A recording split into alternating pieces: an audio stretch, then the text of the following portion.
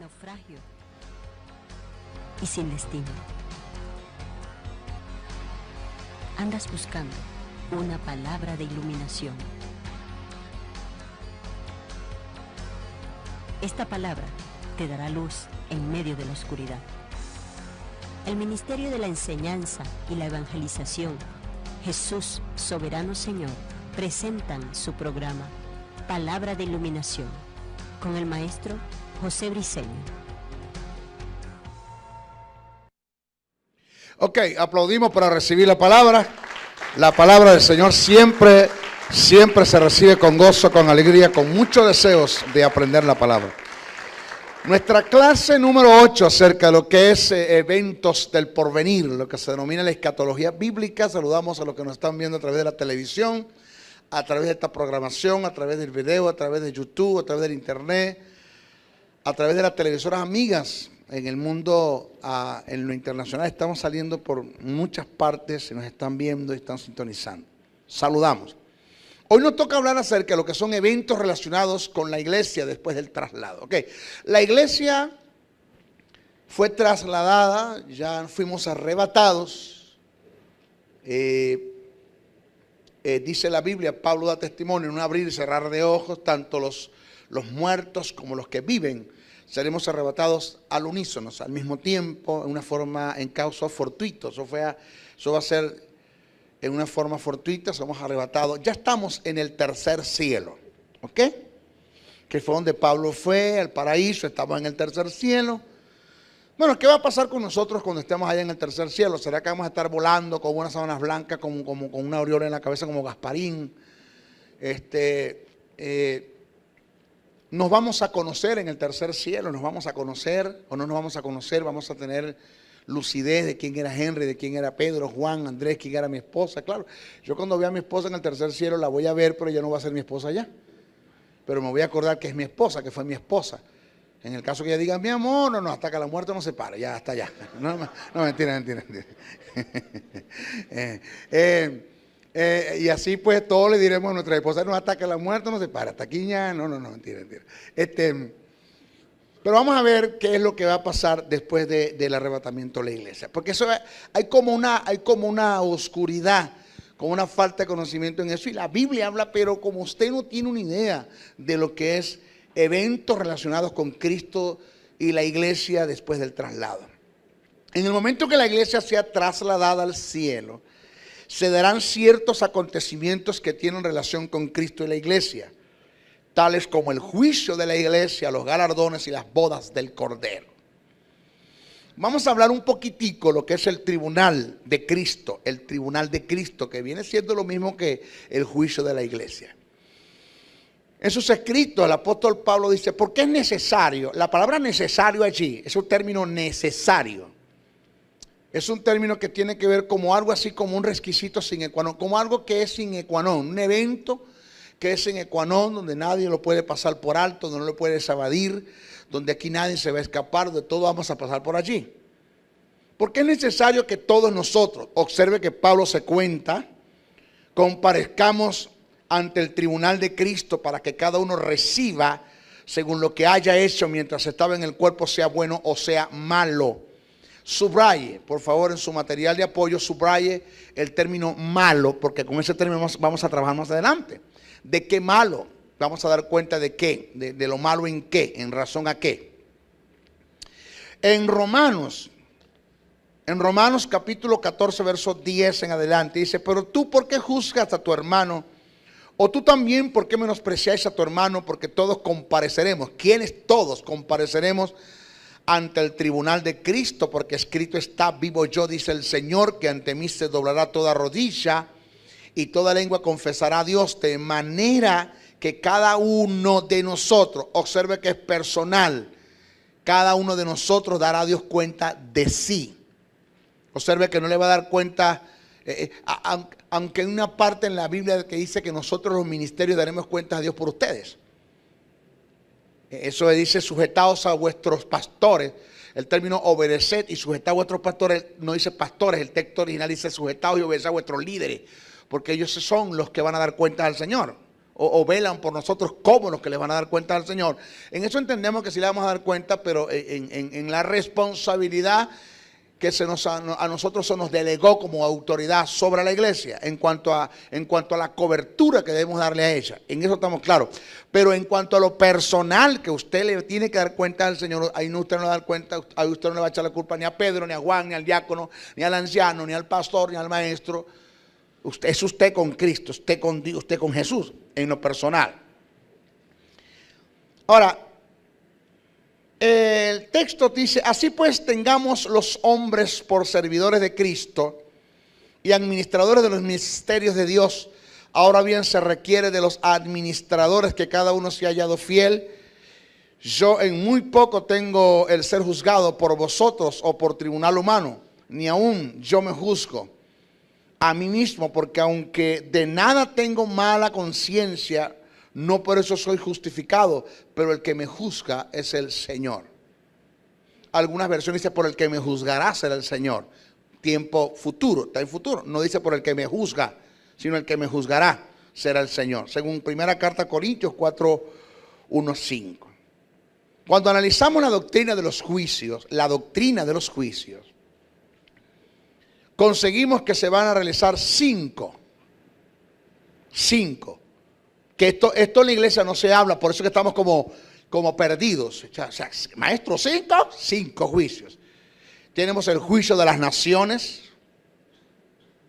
el juicio de la nación de Israel, tenemos el juicio de los gentiles, primero el juicio de la nación de Israel, después el juicio de los gentiles, que se conoce el juicio de las naciones, después tenemos el juicio de los ángeles caídos, tenemos el juicio del gran trono blanco, y tenemos el juicio de la iglesia.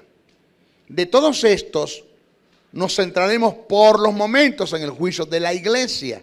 Después estudiaremos los demás juicios.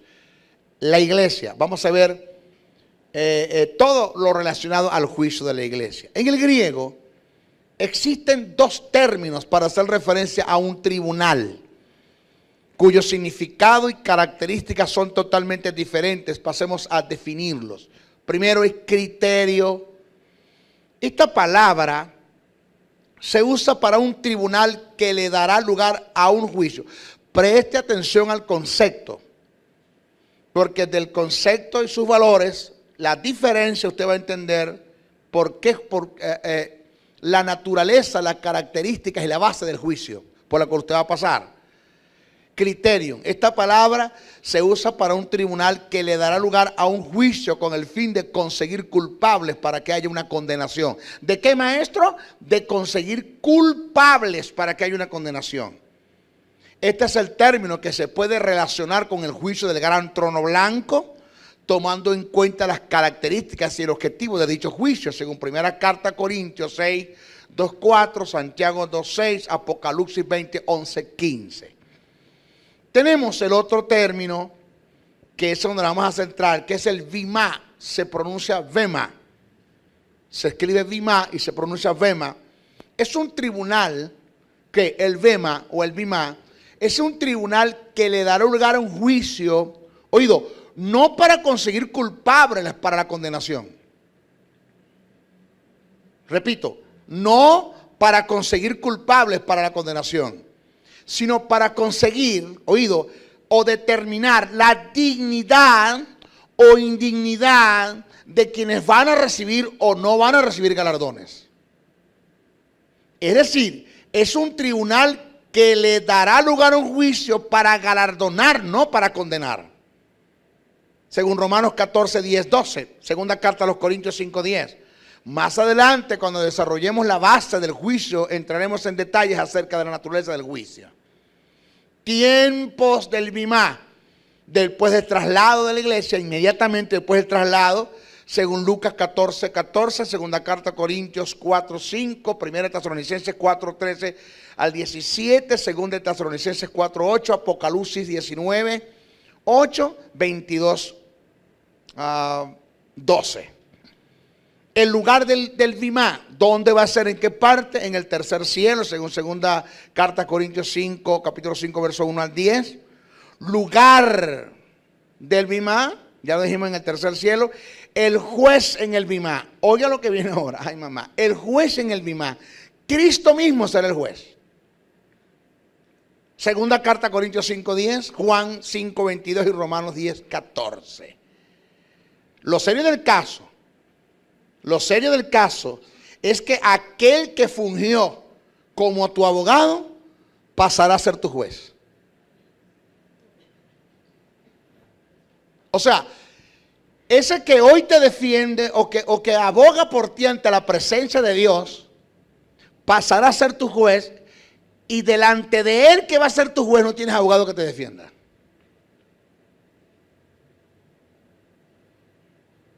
Porque la iglesia no la va a juzgar Dios. Dice que le dará todo el juicio a él. Las naciones no la va a juzgar Dios. La va a juzgar a Jesús. Todo el juicio lo va a tener él. Para que el Hijo le entregue todo al Padre. Al fin del asunto, el Hijo le entregará todo al Padre. Determinando los juicios. Determinando el resultado de los juicios. Le entregará todo al Padre. Ahora, la Biblia, léase Apocalipsis por favor, y busque las características de Jesús como el Verbo. Y una de sus características es que su mirada es como llama de fuego, que penetra lo más profundo de tu corazón, donde no habrá nada oculto. No habrá nada oculto a él. Pero mira lo que le voy a decir, présteme atención bien. Présteme atención bien lo que le voy a decir. Una de las cosas que más me gusta a mí de Jesús es que el juicio va a ser personal. Nadie se va a dar cuenta de lo que Él te va a decir, de lo que tú le vas a decir a Él. Nadie. O sea, nadie va a decir, ay, ¿viste lo que le dieron a Pedro, viste? Ay, el muérgano estaba con la hermana Petra, ¿verdad? Mira. Ay, y Cristo hablando. Ay, mira, y se le mojaba la canoa. Ay. No, o sea, no va a haber un Cristo sacando todos los trapitos delante de todo el mundo. Gracias a Dios por eso. ¿Sabe por qué le digo eso? Porque es que yo no puedo entender cómo en nuestras congregaciones la ética que Jesús tiene, como el que va a juzgar, como el que va a analizar, como el que va a discernir, como el que te va a confrontar, la ética que Jesús tiene, según lo que enseña la palabra, no la tenemos nosotros como ministerios, sino que medio cometes un pecado y todo el mundo lo sabe en la iglesia.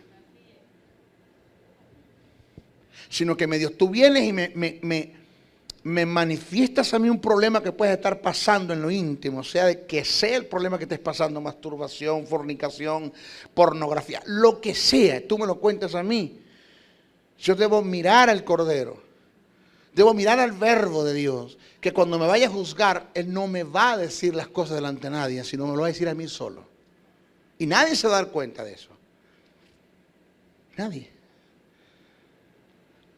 Porque yo no puedo copiar eso. Porque yo no puedo mirar eso. De ser como Él es. Y de tener ética ministerial. Y de saberme tragar, comer, enterrar, sepultar. Y si puedo olvidar lo que tú me estás contando. Después de escucharte y de tener una diagnosis del caso, entonces poder buscar la solución del problema y restaurarte, porque por eso estamos, para restaurarte. No, lo primero que yo hago es sentarte en una silla, en la banca negra, disciplina. Entonces cuando todo el mundo se da cuenta, porque por algo lo tienen sentado, y empiezan los evangélicos a investigar, porque son mejor que el 6CPC para investigar. Y empiezan a investigar, ¿por qué lo tendrán ahí? ¿Por qué lo tendrán? Y dan con el grano. Si me agarra, no debe ser. Si somos llamados para restaurar, restáuralo, ayúdalo. Vuelvo otra vez, pero es personal. Es Cristo y tú. Nadie sabe de qué se va a tratar en el juicio, solamente ustedes dos. Más nadie. Ahora, ¿qué le puedes decir a Jesús cuando esté de frente de ti? Si Él te conoce perfectamente, fue tu abogado, trató contigo, trató con tus carnalidades, con tus sensualidades, Él sabe todo. A Él le contaste todo. A Él viniste como abogado. ¿Qué no sé yo? Ahora, maestro, ¿qué usted me quiere decir con eso? Que Jesús en el juicio de la iglesia me va a sacar los trapitos. No. Ahorita vamos a hablar bien de qué se va a tratar el juicio. Porque cuando yo hablo que te va a sacar los trapitos, estamos hablando de una forma como coloquial, como para que puedas entender un mensaje, pero en el cielo no se va a tomar en cuenta el pecado de nadie. No es el pecado lo que se va a juzgar. De modo que no hay trapitos que Él te pueda sacar. Eso lo dije yo con una forma de expresar una verdad para adjudicarlo y relacionarlo a la ética de los ministerios. Cómo los ministerios deben tener ética. Me incluyo yo. El sujeto en el bimá. Solo la iglesia formará parte de este juicio. Solo la iglesia. Romanos 14, 10, 14, segunda carta a Corintios 5, 10, 19. Solo la iglesia. ¿Cómo se dará el juicio? En forma personal. Romanos 14, 12, segunda carta a Corintios 5, 10. Personal. En el tribunal, delante de la presencia de Jesús, no vas a tener excusas de tus fracasos. Solo te va a tocar decir la verdad y nada más que la verdad. Porque delante de la presencia del Cordero se descubrirán todas las cosas. Fíjese esto. Dice el texto. Así pues tengamos los hombres por servidores de Cristo y administradores de los misterios de Dios. Ahora bien se requiere de los administradores que cada uno sea hallado fiel. Yo en muy poco tengo el ser juzgado, porque vosotros o por tribunal humano. Ni aun yo me juzgo a mí mismo, porque aunque de nada tengo mala conciencia, no por eso soy justificado, pero el que me juzga es el Señor. Así que no juzguéis nada antes de tiempo, hasta que venga el Señor, el cual aclarará también lo oculto de las tinieblas y manifestará la intención de los corazones. Entonces cada uno recibirá su alabanza de Dios. Que tiene que ir con galardón. Él vendrá y lo hará. Usted quédese callado. Usted se me va a restaurar, no a juzgar. ¿Cuál es la base del examen del bimá de Cristo? Cuando nos referimos a la base del bimá, nos centramos en tres preguntas básicas de fundamento, por ende de fundamento para poder desarrollar el estudio. ¿Qué son? ¿Qué se va a juzgar? ¿Por qué se va a juzgar? ¿Qué es lo que se va a tomar en cuenta en el juicio? Primero, ¿qué se va a juzgar? ¿Por qué se va a juzgar? ¿Qué es lo que se va a tomar en cuenta en el juicio?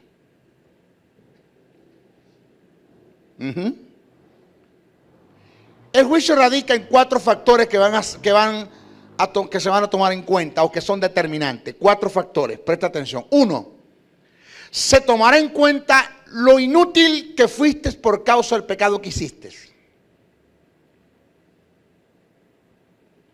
Se tomará en cuenta lo inútil que fuiste por causa del pecado que hiciste. En el juicio de la iglesia no se tomará en cuenta el pecado, porque el juicio no es para condenar, sino para galardonar. Primera carta a Corintios 3:15. Prueba de esto, vamos a la Biblia y téngame paciencia. Prueba de esto es que el término que Pablo utilizó para referirse a lo malo, en segunda carta a Corintios 5:10, cuando dijo que daremos cuenta de lo bueno y lo malo, por eso le dije que lo subrayara, es la palabra faulos. Es la palabra faulos, que significa malo en cuanto a inutilidad y no en malignidad, como pecado. La palabra que se utiliza para referirse al pecado en el griego es kakos y ponera. O sea, Pablo dijo, daremos cuenta de las cosas buenas y malas. El término que utilizó fue failo, no usó cacos y ponera. Porque si hubiese estado cacos y ponera, entonces Pablo lo que está diciendo es que nosotros daremos cuenta del pecado que hicimos en el tribunal. Daremos cuenta en el tribunal del pecado que hicimos mientras estuvimos en la tierra.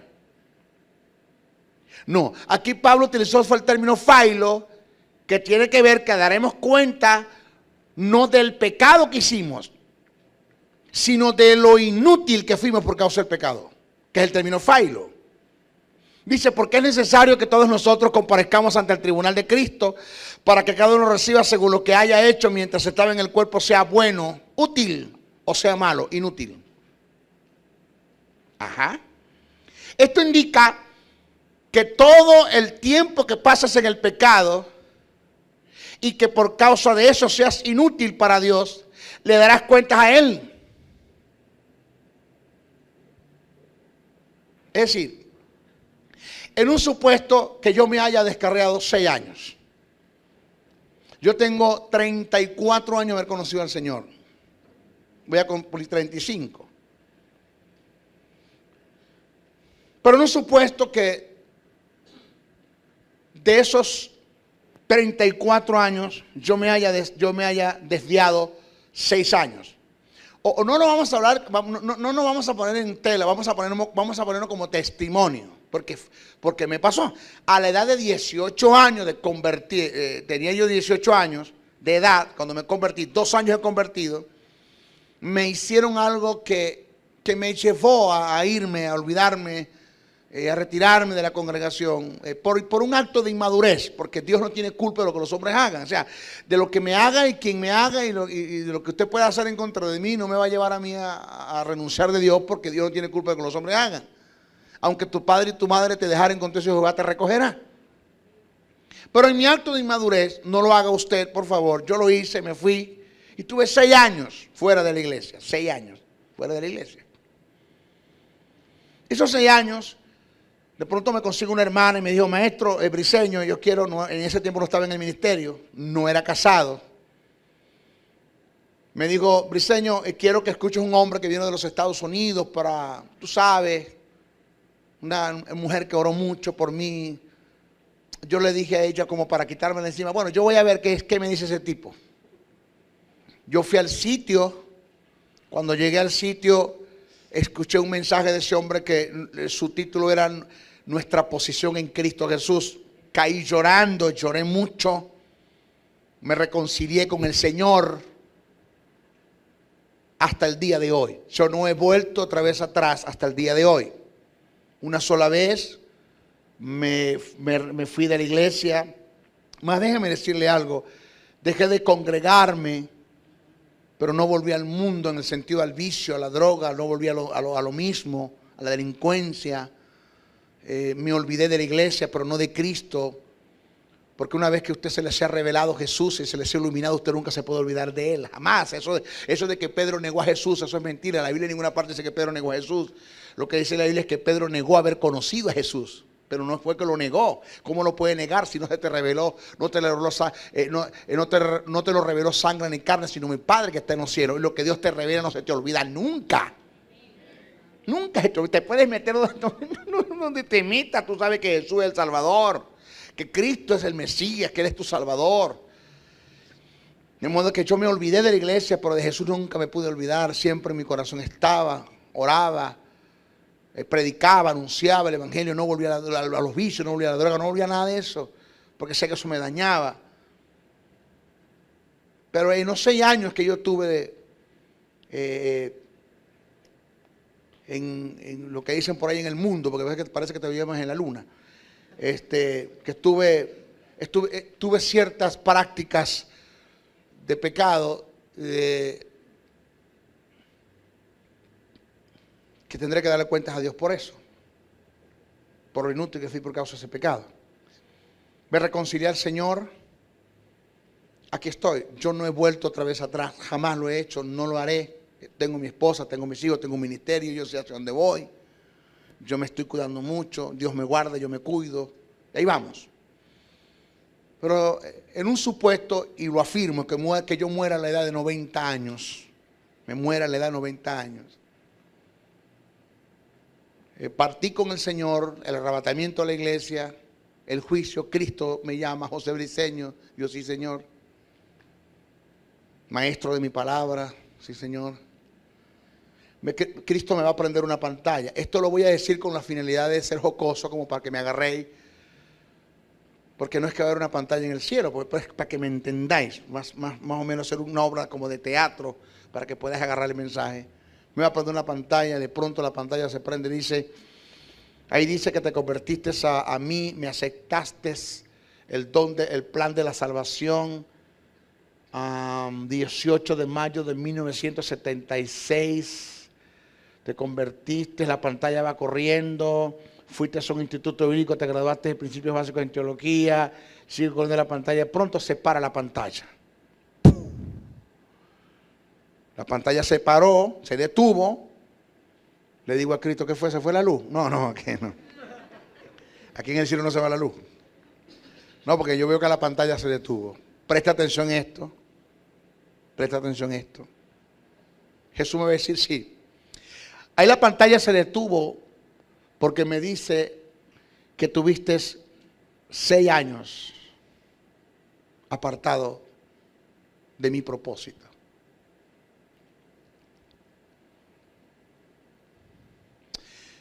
Yo quiero que tú me des cuenta de los 6 años que tuviste en el pecado.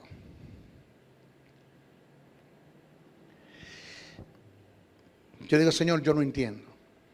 Dice Jesús, no entiendes qué, hijo. Es verdad que yo estuve 6 años en el pecado. Porque ¿cómo yo puedo negar eso acá delante de ti? No puedo. Tu mirada es como llama de fuego que descubre todas las cosas. No puedo. Eso es verdad. Pero la Biblia dice que si yo peco, tú eras mi abogado. Y yo soy de los que pienso que por la credibilidad que tiene la palabra, tú abogaste ante el Padre por esos pecados que yo hice en esos 6 años. ¿O no? Dice Jesús, sí, claro. Claro, como ahora estoy en el cielo, estoy acá en el juicio, y estoy delante de tu presencia, y tú en vez de ser mi abogado, ahora pasas a ser mi juez, me vas a reventar aquí. Porque como no tengo quien me defienda, entonces ahora me vas a reventar. Porque me estás pidiendo que te dé cuenta por los pecados que cometí en los 6 años. Yo no entiendo eso. Si tú abogaste, ¿cómo es que tú me pides que te dé cuenta? Número 1. Número 2, la Biblia dice que si yo peco, la sangre de Cristo me limpia todo pecado. Tu sacrificio fue suficiente para perdonar los pecados que yo cometí después de haberme convertido al Evangelio. Entonces no entiendo ahora que por qué después que yo estoy aquí en el cielo, tú me vas a decir a mí, después que tu sangre me limpió, después que tú abogaste por mí, me vas a decir a mí que te dé cuenta por los pecados que cometí en 6 años. Eso yo no lo entiendo, Jesús. Dice Jesús, no, hijo, es que no escuchaste bien. ¿De qué tú me hablas, Jesús? Presta atención. Hijo, yo no te estoy pidiendo que me des cuenta por los pecados que cometiste en los 6 años. Yo te estoy pidiendo que me des cuenta es por los 6 años que estuviste en pecado. Porque el pecado yo te lo perdoné. Pero los 6 años de inutilidad que tuviste en el pecado, yo no te los puedo pasar por alto.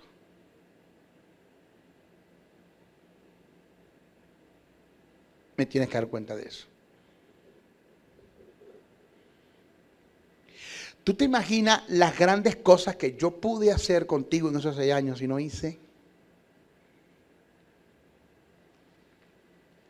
Ahora entiendo gentes que me reservo su nombre, que son contemporáneos conmigo en el comienzo del ministerio. Comenzaron el mismo año. Tuvieron el mismo maestro. Yo no entiendo por qué él está más promovido que yo. ¿Y sabes por qué? Porque él no perdió los 6 años que yo perdí.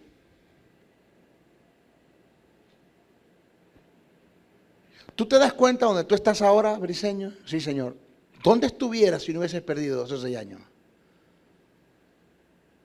¿Dónde estuvieras?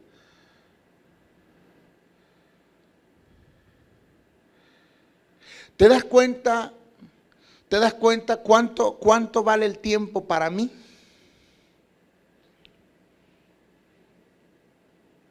¿Te das cuenta que no es cuestión de pecar ni mantenerte en el pecado perdiendo el tiempo, sino que del tiempo que pierdes en el pecado me vas a dar cuenta a mí?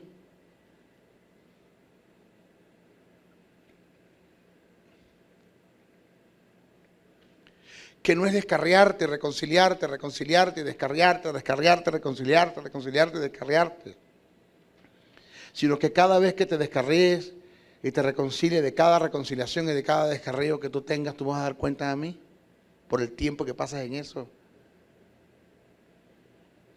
Ahora te das cuenta que no hay tiempo para la pornografía, que no hay tiempo para el pecado, que no hay tiempo para la promiscuidad, que no hay tiempo para la vaguedad, para la delincuencia dentro de la iglesia. Ahora te das cuenta que yo no tengo panadería y que el pan de piquito se acabó, que yo lo que tengo es reino.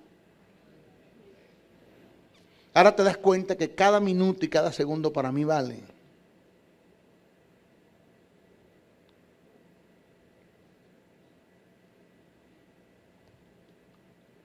¿Qué vamos a hacer con esos 6 años? Y se lo estoy diciendo serio. Porque cuando yo cometí un pecado y me descarriaba, a mí nadie me decía estas cosas, sino que me ponían en disciplina. Pero cuánto hubiese agradecido que a mí me hubiesen enseñado esto.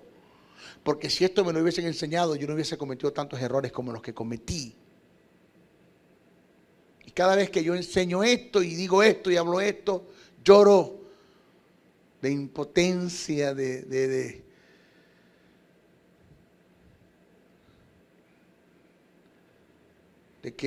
que ahora más que nunca, aquel dicho que mi abuelita decía, que a veces pienso que no se ajusta a nosotros porque hoy se ajusta a mí. Mi abuelita siempre decía: el tiempo perdido hasta los santos lo lloran. He aquí un santo llorando el tiempo que perdió en el pecado. Porque no entendí lo útil, lo beneficioso y cuánto interesa para Dios el tiempo que yo pierdo. Y cuánto es importante para Dios el que yo pueda entender que el tiempo vale para Él. Y que lo que Él va a hacer conmigo lo va a hacer de acuerdo a la administración del tiempo. El que yo pueda administrar los tiempos, los cronos, para que Dios desarrolle sus kairos en mí.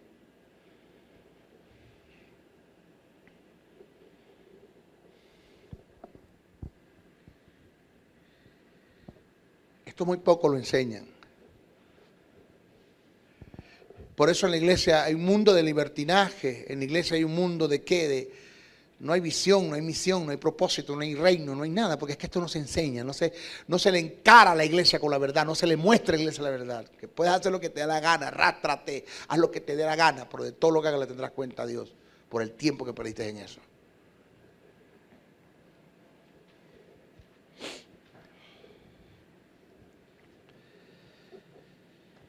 Por esta causa, hermano, Pablo nos exhorta a que seamos administradores del tiempo. Pasar el tiempo en el pecado es cercenar el propósito de Dios en nuestra vida. Dice Pablo: despiértate tú que duermes y levántate de los muertos y te alumbrará Cristo. Mirad pues con diligencia como andéis, no como necios, sino como sabios, aprovechando bien el tiempo, porque los días son malos. Por tanto, no seáis insensatos, sino entendidos de cuál sea la voluntad del Señor. en su tiempo para con tu tiempo. Efesios 5, 14, 17. Colosenses 4, 5, 6, Pablo dice, andad sabiamente para con los de afuera, redimiendo bien el tiempo. La palabra redimir es un término que tiene que ver con mayordomía, con economía, con administración. Como administrar el tiempo de Dios. Administrar tus tiempos. El apóstol, cuando trata de la redención del tiempo, se refiere a la forma de conducirse en la vida, aprovechando al máximo cada oportunidad que Dios nos presenta en su propósito, y que de paso son oportunidades que nunca volverán. ¿Sabe algo? El necio no entiende ni capta los tiempos de Dios, y por esta causa no se conduce en sabiduría, perdiendo así todas las oportunidades que Dios le presenta en la vida para desarrollarse en su propósito. No sabiendo que cada oportunidad que perdamos en la vida, de ella le tendremos que dar cuentas al Señor. Miren,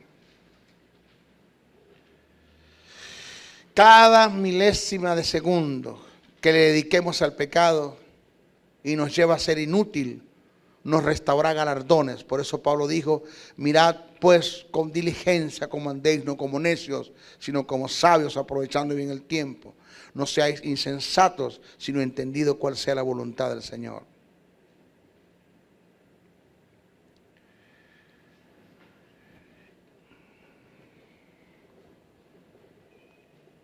Mis hijos, yo no creo en la condenación. Yo no creo en cometer un pecado hoy, pedir perdón al minuto y mañana estarme acordando de lo que hice. Yo no creo en eso. Yo creo en justicia. Pero desde que yo entendí esta verdad, porque esto no me lo enseñó nadie, esto me lo reveló Dios a mí. Y desde que yo entendí esta verdad, no dejo de pensar el momento en que tenga que estar delante de la presencia de Jesús. Y lloro. Y lloro. Y hace 4 días yo le decía al Señor, Señor, yo no sé si a mis 52 años que tengo ahora te dará tiempo de hacer las cosas que vas a hacer. Porque cuánto lamento de haber perdido esos 6 años. Y no lo digo en el aspecto de condenación, lo digo en el aspecto de que sé lo serio que es esto, de lo serio que es el perder. Y lo digo con la forma de hacerle crear conciencia a los que lo han perdido, que no lo pierdan. Que no pasen por donde yo pasé. Que no hagan lo que yo hice. Porque yo no tuve quien me enseñara estas verdades. Ustedes tienen un maestro que les está enseñando estas verdades. Ustedes tienen a alguien que les está diciendo estas verdades. Yo no tuve. Y le decía al Señor, Señor, yo no sé si a mis 52 años que tengo te dará tiempo a ti de hacer en mí lo que quieres hacer. Pero cuánto deseara, Señor, que el tiempo regresara. Que me dieras una oportunidad. Y que lo que no lograste hacer en 6 años lo puedas hacer en 1 minuto. Que hagas un milagro con mi tiempo. Que me perdone, Señor. Llorando en mi cama. Mi esposa estaba a mi lado. Después de llorar y llorar mucho, agarré el control del televisor y lo prendí. Y lo puse en enlace y estaba Dante Hebel, mi amigo, mi hermano. Te saludo, mi respeto, mi consideración.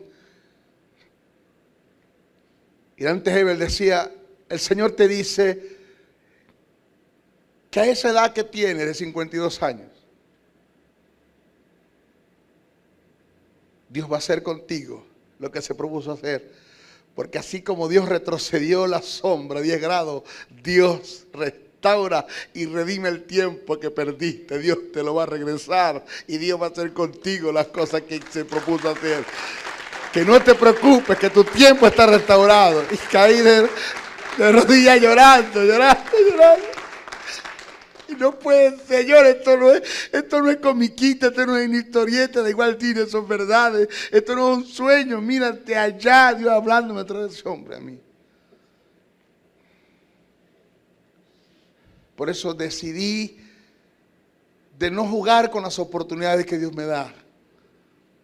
Decidí, hermano, de avanzar y de entregar mi vida y de entender que solo vivo para tres cosas: para Dios, para mi hogar y para el reino. Para más nada sirvo, Henry. Para Dios, para mi hogar y para el reino. No tengo tiempo para otra cosa.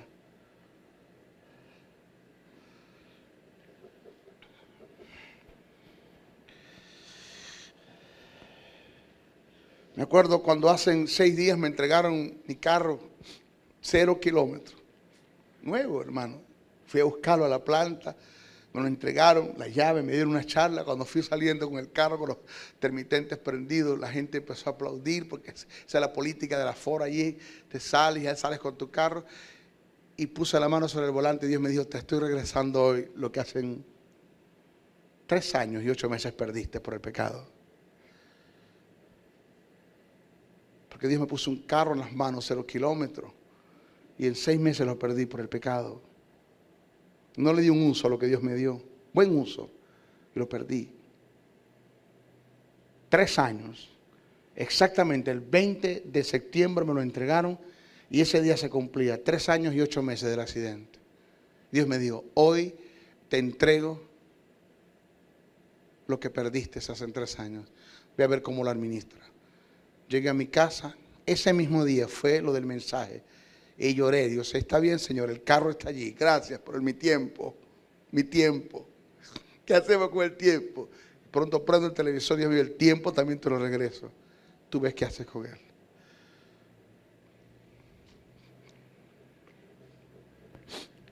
Señores, redimir el tiempo tiene que ver con dar pasos concretos, siendo prudentes en la vida, dedicando todo nuestro ser a Dios, evitando así que la vida se desmorone.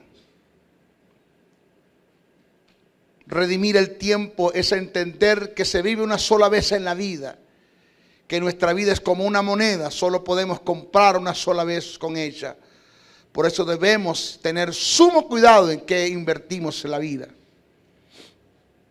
Redimir el tiempo es entender que en la vida hay caminos que no tienen regreso, que lo que transitamos queda en el pasado y con el pasado nada podemos hacer. Queremos ocuparnos del presente en beneficio del reino, construyendo para el futuro. Redimir el tiempo es entender que las causalidades que vienen de Dios son grandes oportunidades que tenemos para la implantación del reino, y que dicha implantación repercuta a nuestro beneficio. Redimir el tiempo es entender que no debemos invertir el tiempo en lo que no beneficia, en lo que es vano y vacío. Redimir el tiempo es entender que la vida es como un gran terreno que se nos dio para cultivarlo y sembrarlo. Pero tú decides lo que siembras. De una cosa debes estar seguro: lo que siembras lo vas a recibir. Redimir el tiempo es entender que la vida es como un papel en blanco que se te dio con un apuntador. Puedes escribir en él lo que quieras, pero lo que escribas nunca lo podrás borrar. Redimir el tiempo es entender que eres libre de tomar cualquier decisión, pero nunca serás libre de sus consecuencias. Y por tanto debes ser prudente con las decisiones que emprendas. Lo duro del caso es que algún día en la vida nos daremos cuenta que por causa del pecado, en relación a Dios y a sus propósitos, perdimos el tiempo con Él y lo perdimos todo. Y para complementar sobre todo eso le daremos cuenta, le tendremos que dar cuentas al Señor. Nada va a pasar por alto en el tribunal. Para mayor comprensión en lo que tiene que ver con la redención y la administración del tiempo, voy a conceptualizar los 2 términos que se utilizan en el griego para hacer referencia al tiempo. Pasemos a definirlo. Y óigalo. Cronos, de donde se denota el término cronología, cronómetro, y es el término que se utilizó para hacer referencia al tiempo de los hombres, que se define en segundos, minutos, horas, días, semanas, meses, años, decenios, quinquenios, milenios, siglos. Kairos es un momento oportuno, específico y determinante, ajustado a la voluntad y al propósito de Dios. El Kairos es el tiempo de Dios dentro del tiempo de los hombres. Es cuando Dios en sus designios decide hacer algo específico y determinante con un individuo en un lugar apropiado. En cuanto a nosotros,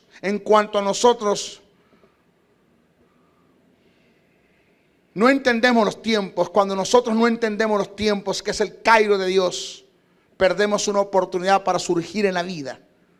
Pero con todo y que conozcamos los tiempos de Dios, podrá desarrollarlos. Dios nunca los podrá desarrollar si no somos administradores de los tiempos, de los cronos. Porque, señores, el no entender los tiempos de Dios, el no entender las oportunidades de Dios, es nocivo. Pero por igual, el entenderlo, el comprender que Dios tiene los ojos puestos sobre nosotros y que quiere desarrollar algo en nosotros, que es el tiempo de hacerlo, pero que no somos administradores de los cronos, pues se perderán los kairos de Dios en la vida. Porque el kairo es el tiempo de Dios dentro del tiempo de los hombres. Es un momento oportuno, específico, ajustado a la perfecta voluntad de Dios. Es cuando Dios decide hacer algo en su tiempo dentro de tu tiempo.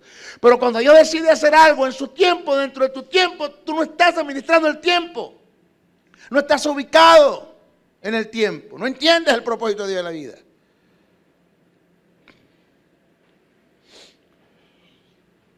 Jamás Dios podrá desarrollar sus propósitos en nosotros mientras andemos dedicando y perdiendo nuestro tiempo, sumergidos en el pecado. Sin santidad nadie verá al Señor. Nadie nos verá en la salud, en el ministerio, en la empresa, en el hogar, aún en las finanzas. La vida de santidad es un principio inalterable para prosperar en todas las cosas y en lo que se relaciona a Dios.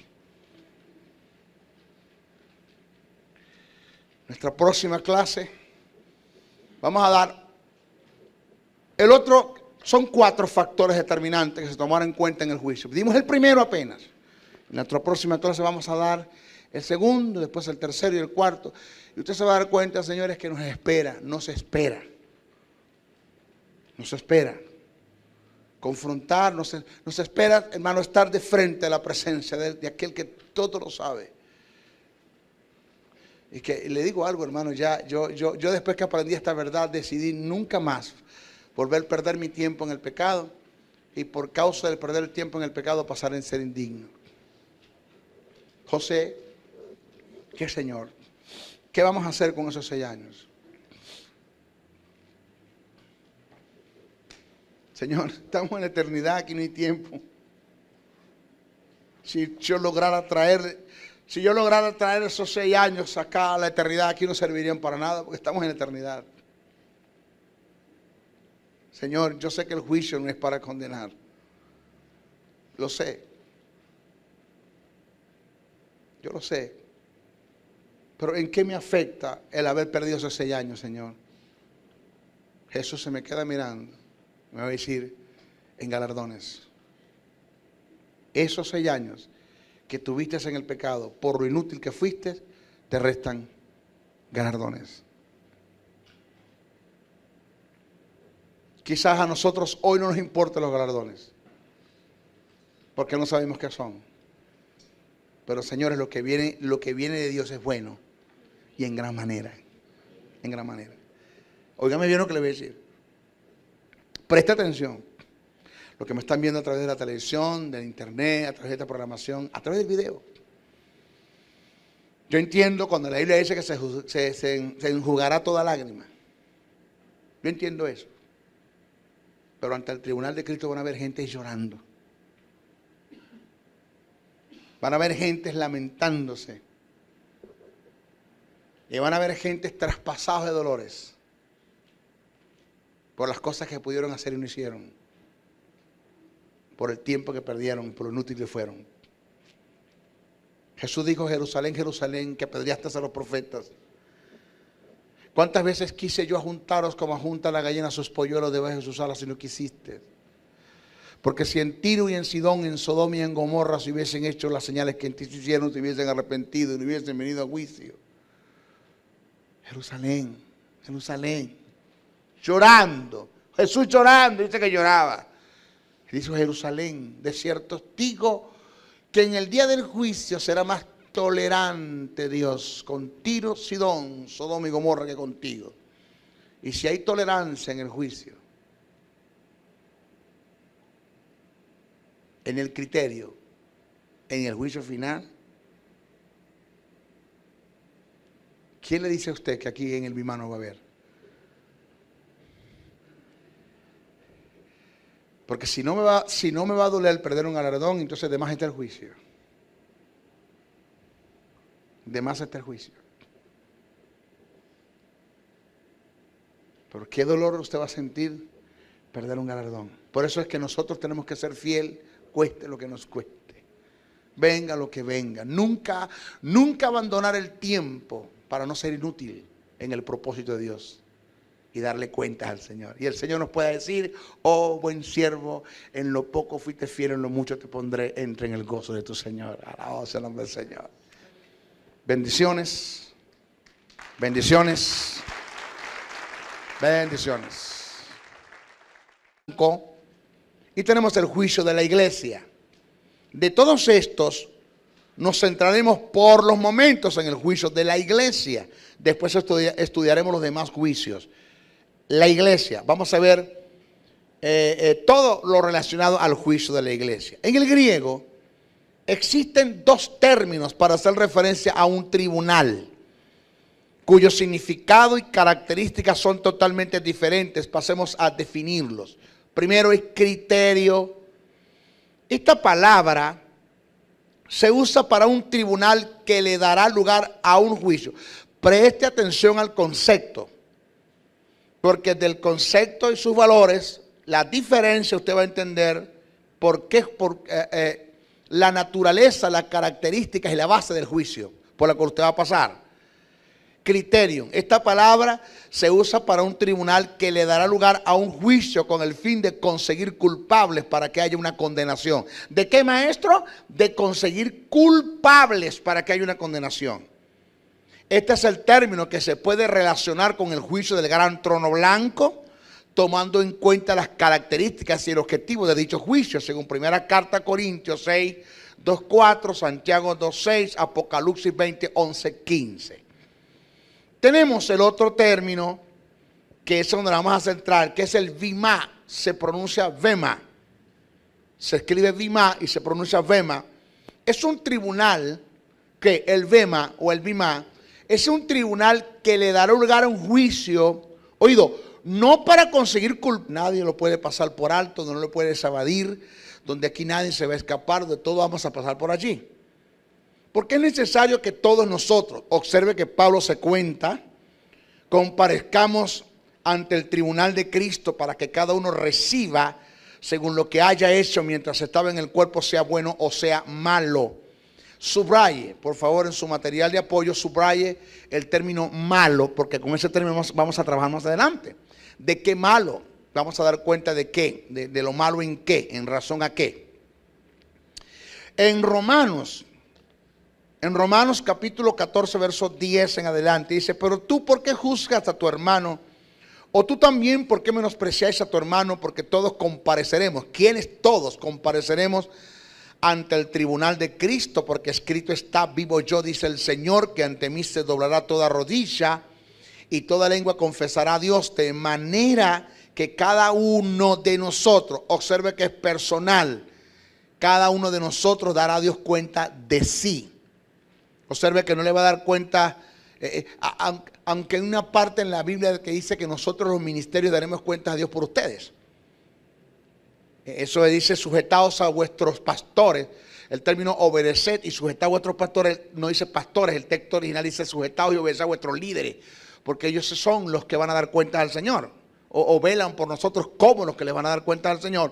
En eso entendemos que sí le vamos a dar cuenta, pero en la responsabilidad que a nosotros se nos delegó como autoridad sobre la iglesia, en cuanto a la cobertura que debemos darle a ella, que fue donde Pablo fue al paraíso, estaba en el tercer cielo.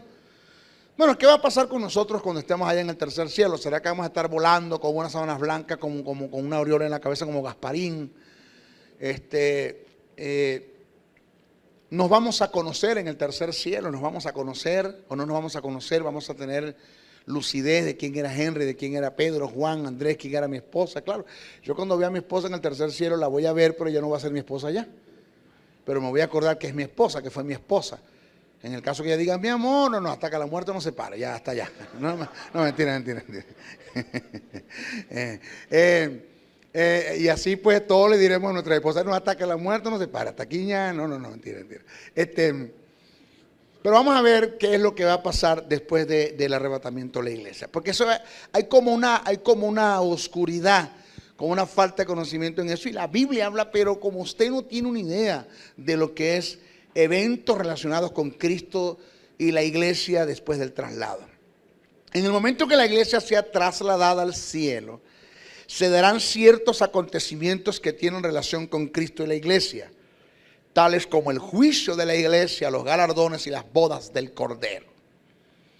Vamos a hablar un poquitico lo que es el tribunal de Cristo, que viene siendo lo mismo que el juicio de la iglesia. En sus escritos el apóstol Pablo dice, ¿por qué es necesario? La palabra necesario allí es un término necesario. Es un término que tiene que ver como algo así como un requisito sine qua non, como algo que es sine qua non, un evento que es sine qua non donde...